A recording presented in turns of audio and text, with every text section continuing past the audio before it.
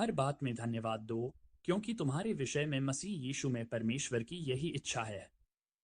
1 थिस्सलुनीकियों 5:18 यदि कोई आपको खुशी और पूर्णता का सबसे छोटा, पक्का तरीका बताएगा, तो उसे आपसे कहना होगा कि अपने साथ होने वाली हर चीज़ के लिए परमेश्वर को धन्यवाद देने और उसकी प्रशंसा करने के लिए इसे अपने लिए एक नियम बनाए।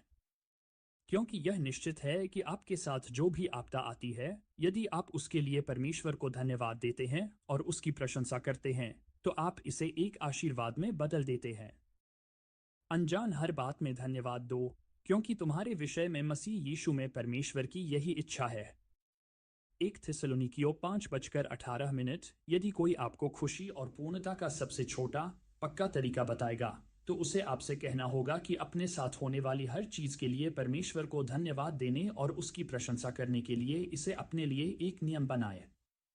क्योंकि यह निश्चित है कि आपके साथ जो भी आपदा आती है, यदि आप उसके लिए परमेश्वर को धन्यवाद देते हैं और उसकी प्रशंसा करते हैं, तो आप इसे एक आशीर्वाद में बदल देते हैं। अनजान 2008 में परमेश्वर ने मुझे कृतज्ञता को एक उच्च और पूर्ण स्तर पर ले जाने की अनुमति दी। इस परिवर्तन ने वास्तव में मुझे अपने अंदर के मोती को देखने का मौका दिया है। जैसा कि आपको याद है, हमने बताया था कि पर्ल की शुरुआत ऑयस्टर के अंदर एक साधारण सिंगल इरिटेंट होने से होती है। इरिटेंट कवर अप की कई परतों की प्रक्रिया शुरू करता है ताकि खुद को परेशानी से बचाने की कोशिश की जा सके। अपने जीवन में मैंने सैकड़ों अड़चनें पैदा कर ली थीं, जिन्हें मैंने भूलने, नज़रअंदाज करने या कुछ मामलों में कड़वाहट से उबरने का फैसला किया। एक बार जब कृतज्ञता के बारे में मेरा दृष्टिकोण बदल गया, तो मैंने अपने जीवन की परेशानियों को उन चीज़ों के रूप में देखा जिनके लिए मैं आभारी होना चाहिए, क्योंकि वे वही चीज़ें थीं जिन्होंने मुझे वह बनाया जो मैं आज हूँ। इन परेशानियों के बिना मैं एक बहुत ही सीमित इंसान होता, जिसका मूल्य कम है। हालांकि मेरे लिए सबसे बड़ा रहस्य यह था कि मैं अपने मन और अपने दिल में कृतज्ञता की इस कमी को दूर कर दूं।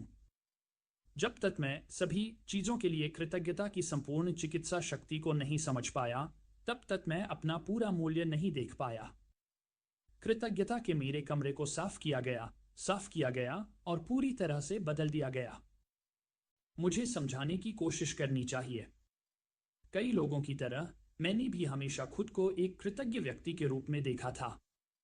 मैंने खुद को इस तरह से देखा क्योंकि मैं उन अच्छी चीज़ों के लिए आभारी था जिन्हें मैं अपने अतीत, वर्तमान और भविष्य में गले लगा सकता था। अपने अतीत, वर्तमान और भविष्य के बारे में मेरा नज़रिया आमतौर पर 6 से 12 महीने की समयावधि के भीतर था। उदाहरण के लिए, मैं अपने बच्चों के ग्रेड, अपने पति की पदोन्नति के लिए आभारी थी, कि हमने पिछले महीने अपने बिलों का भुगतान किया, कि मेरा परिवार स्वस्थ था, हमें एक अच्छा चर्च मिला, कि हमें एक नया घर मिला, कि हम एक परिवार की छुट्टी पर जा रहे थे, कि हमारे पास एक अच्छा पादरी था, कि हमने भगवान को हमारी बेटी की बीमारी को ठीक करते हुए देखा, कि हमारी मिनीवैन की मरम्मत की गई थी, कि मेरे माता पिता स्वस्थ थे, आदि। विचार: मैं उन बहुत सी चीज़ों के लिए बहुत आभारी था जो 6 से 12 महीने के समय के चक्र में चालू या तत्काल थी। इसलिए मेरे जीवन के अधिकांश समय में अगर लोग मुझसे पूछें कि क्या मैं आभारी हूँ, तो मैं कहूँगा, बिल्कुल। इस कृतज्ञ जीवन शैली ने मुझे 6 से 12 महीनों की समयावधि में जीवन में प्रगति करने की अनुमति दी, ताकि मैं कुछ हद तक खुश और संतुष्ट महसूस कर सकूं। संभवतः इसी प्रक्रिया के कारण खतरनाक क्रिसमस लेटर का आविष्कार किया गया था। यह पिछले 12 महीनों में आपकी कृतज्ञता को प्रतिबिंबित करने का एक शानदार साधन है, साथ ही सभी को अपने परिवार और क्रिसमस कार्ड के बारे में एक ही समय में अपडेट देता है। क्रिसमस के खतरनाक पत्र को लंबे समय तक जीवित रखें। पिछले साल पूर्ण कृतज्ञता के बारे में मेरे पूरे दृष्टिकोण में जो बदलाव आया, वह थी मेरे जीवन के बारे में लंबे दृष्टिकोण के साथ साथ मेरे जीवन की कुछ कथित नकारात्मक परिस्थितियों के प्रति कृतज्ञ होने की एक नई समझ।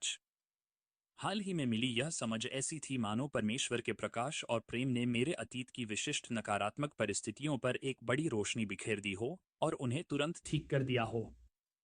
मेरे जीवन ने अचानक एक बड़ी मूल्यवान चीज को प्रतिबिंबित किया, भले ही कुछ भी नहीं बदला, सिवाय उन गुप्त, छिपी या भूली हुई परिस्थितियों पर धन्यवाद देने की मेरी स्वीकारोक्ति के, जिनके लिए मैंने कभी भी परमेश्वर को धन्यवाद देना संभव नहीं सोचा था। मैं अभी भी इस बात से अचंभित हूं कि परमेश्वर की रोशनी और प्रेम ने मुझ में क्या प्रकाशित किया।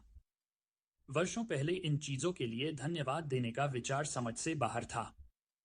थैंक्स गिविंग की पूर्णता को समझने के बाद जो बातें मेरे मुंह से निकलने लगीं, उन्हें सुनो। शुक्रिया कि हमारी शादी के पहले 5 सालों तक मेरे पति शराबी रहे। इससे मुझे अंदाजा हो गया कि शराबियों का जीवन साथी किस दौर से गुजरता है।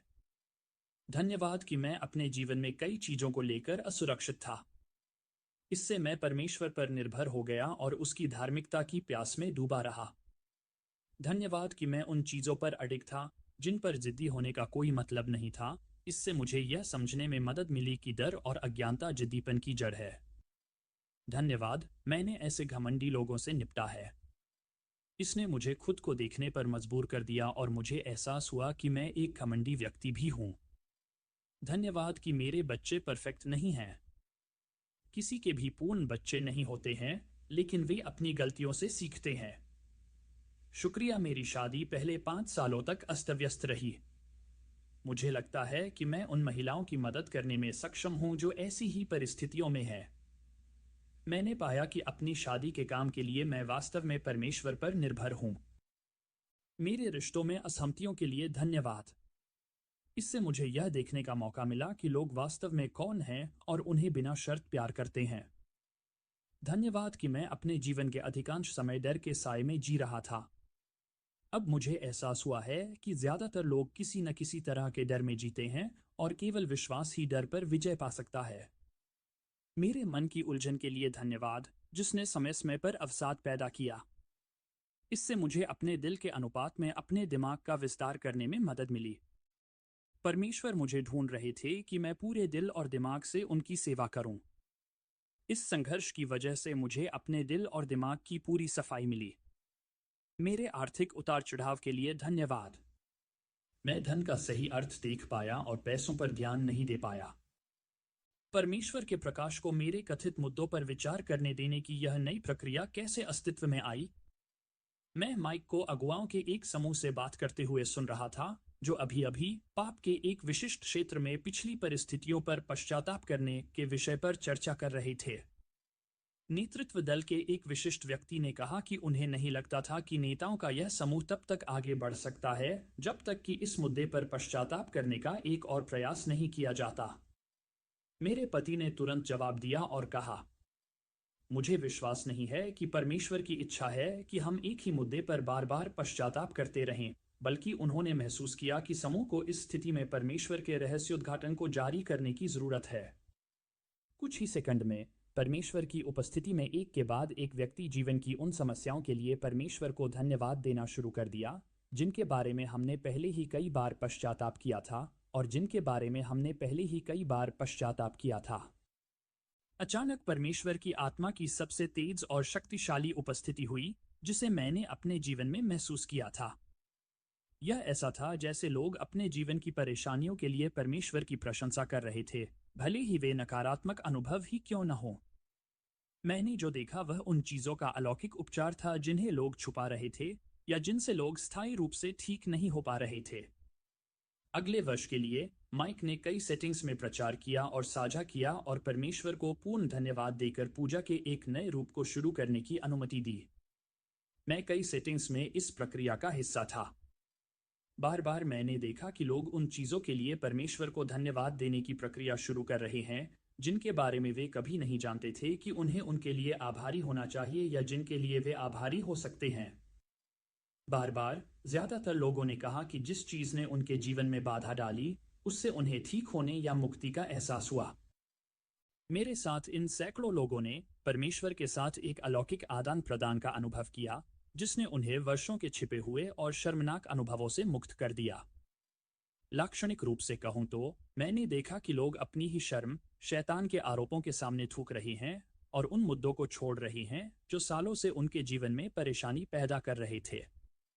धन्यवाद की सकारात्मक स्वीकारोक्ति परमेश्वर के साथ एक खुला आदान प्रदान था जिसकी रोशनी, प्रेम और आत्मा इतनी शक्तिशाली हैं कि जब धन्यवाद स्वीकार करने से चोट के क्षेत्र उजागर हो गए तो वे तुरंत ठीक हो गए। यह एक विकिरण उपचार की तरह था जो कैंसर के एक स्थान से टकरा रहा था और इसे गायब होते हुए देख रहा था। अंदर के मोती खोजे जा रहे थे। इस थैंक्सगिविंग प्रकार की पूजा में विनिमय प्रक्रिया एक सकारात्मक आध्यात्मिक स्वीकारोक्ति है जो परमेश्वर को किसी व्यक्ति के अतीत को ठीक करने और उन्हें और अधिक पूर्ण बनाने में मदद करती है। यह वास्तव में उपचार और विनिमय का एक अभ्यास है जहां परमेश्वर अतीत की शर्मिंदगी के निम्नलिखित 3 परिदृश्यों के लिए अपनी शुद्ध और पूर्ण छुटकारा देने वाली प्रकृति को दिखाता है। एक, जिन लोगों का अपमान करने वालों, अपराधियों और आपराधिक दिमागों द्वारा उल्लंघन किया गया है, उनके लिए परमेश्वर अपने पवित्र शास्त्र को पूरा करने में सक्षम है जिसमें कहा गया है कि वह बुराई को अच्छाई में बदल देगा। इससे वे उस कटुता, शर्म, अपराध बोध और कुरूपता को मिटा सकते हैं जो किसी और के द्वारा उल्लंघन किए जाने से आती है। खुले तौर पर धन्यवाद देने पर परमेश्वर पूरी तरह से उपचार का आदान प्रदान करता है।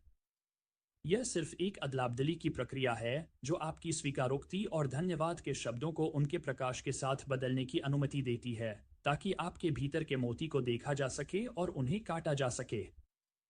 2, जिन लोगों ने अपने अतीत में खुद को नुकसान पहुंचाकर व्यक्तिगत रूप से गलती की है या परमेश्वर या खुद के खिलाफ कोई अपराध या अत्याचार किया है, उनके लिए परमेश्वर का प्रकाश और प्रेम उन्हें अपराध बोध और शर्म लाने वाली गलती से क्षमा, छुटकारा और चंगा होने की अनुमति दे सकता है। एक बार फिर थैंक्सगिविंग की सरल स्वीकारोक्ति पर आप अपने अतीत का आदान प्रदान करते हैं और शर्म या अपराध बोध की परेशानी को अपना निजी पल इन बना देते हैं। 3, उन लोगों के लिए जिन्हें लगता है कि वे अभी अभी दुर्भाग्यपूर्ण हैं, गलत परिवार में पैदा हुए हैं या उनके साथ अभी अभी एक बुरी परिस्थिति हुई है, परमेश्वर उस परेशानी को दूर करने में सक्षम है और आपको ऐसी ही परिस्थितियों में अपने और दूसरों के लिए एक मरहम बनने की अनुमति देता है। वह धन्यवाद की स्वीकारोक्ति पर अपनी रोशनी चमकाकर ऐसा कर सकता है।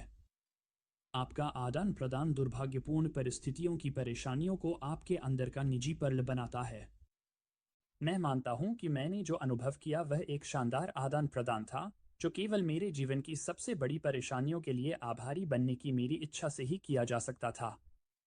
इस आदान प्रदान ने एक ऐसी समझ पैदा की जिससे मुझे अपने व्यक्तिगत पल विदर को देखने में मदद मिली, लेकिन इसने मुझे दूसरों को अपने भीतर अपने मोती का अनुभव करते हुए देखने की पूरी इच्छा भी जगा दी। मैं भजन 34:1-3 में बाइबल की कही गई बातों को जीना चाहती थी। मैं हर समय प्रभु को आशीर्वाद, धन्यवाद दूंगा, उनकी प्रशंसा लगातार मेरे मुंह से होती रहेगी। मेरा जीवन, पूरा जीवन प्रभु में घमंड करेगा ताकि नम्र और पीड़ित लोग मेरा धन्यवाद सुनेंगे और खुश होंगे। आओ और मेरे साथ प्रभु की महिमा करो और आइए हम एक साथ मिलकर उनके नाम की प्रशंसा करें। मेरी पूरी इच्छा है कि हर पाठक किसी भी संकेत को रोक दे कि परमेश्वर क्रूर है और या उसने आपके लिए एक क्रूर जीवन की योजना बनाई है। मैं चाहता हूं कि आप परमेश्वर को वैसा ही देखें जैसा वह वास्तव में है और सिर्फ इसलिए कि किसी ने आपका उल्लंघन किया है या आपने खुद को नष्ट कर दिया है या आपके भाग्य को परिभाषित नहीं करता है। इसके बजाय आपका भाग्य परमेश्वर के साथ तर्क करने की आपकी क्षमता और इच्छा के भीतर है और उसे आपके भीतर के मोती को परिभाषित करने और प्रकट करने के लिए उसे आपके कष्टों और परेशानियों का उपयोग करने की अनुमति देता है। क्या आप अपने निर्माता को धन्यवाद के शब्दों का आदान प्रदान करके उसकी रोशनी, प्रेम और आत्मा को अपनी परेशानियों पर चमकने देना चुनेंगे? नीचे सुने कि जॉन हेनरी जोवेट ने क्या लिखा था और साथ ही किंग डेविड ने द बुक ऑफ सालम्स में क्या लिखा था। मेरे पूरे अतीत और भविष्य के प्रति कृतज्ञ होना डर के चेहरे पर थूकता है। कृतज्ञता के बिना जीवन प्रेम और जुनून से रहित होता है। कृतज्ञता के बिना आशा की अच्छी धारणा का अभाव है। कृतज्ञता के बिना विश्वास में शक्ति और धैर्य की कमी होती है। कृतज्ञता से अलग किया गया हर पुण्य आध्यात्मिक मार्ग पर अपंग और लंगड़ा हो जाता है। जॉन हेनरी जोवेट, तुमने मेरे रोने को नाचने में बदल दिया, तुमने मेरी टाट उतार दी और मुझे खुशी से कपड़े पहनाए ताकि मेरा दिल तुम्हारे लिए गा सके और चुप न रहे। हे मेरे परमेश्वर यहोवा, मैं सदा तेरा धन्यवाद करता रहूंगा। भजन 30:11-12 दुख उठाना मेरे लिए अच्छा था ताकि मैं तुम्हारी विधियों को सीख सकूं। भजन 119:71। आप इन 3 उदाहरणों से तुरंत अनुमान लगा सकते हैं कि एक आदान प्रदान होता है जब हम खुले तौर पर स्वीकार करते हैं कि हमारी परिस्थितियों के लिए परमेश्वर के पास एक कारण, मौसम और उद्देश्य है। यदि आप इस सरल प्रकार के विश्वास को स्वीकार नहीं कर सकते हैं, तो कृपया जान लें कि उनका प्रकाश आपके पिछले मुद्दों को भुना सकता है और वे मुद्दों को भुना विनिमय कर सकते हैं। आपका काम विश्वास को परमेश्वर की महानता की ओर ले जाने देने की आपकी इच्छा पर विचार करना है, या क्या आप डर को दूसरों द्वारा अपनी पिछली शर्म, असफलताओं और या उल्लंघनों को छिपाते रहने देंगे?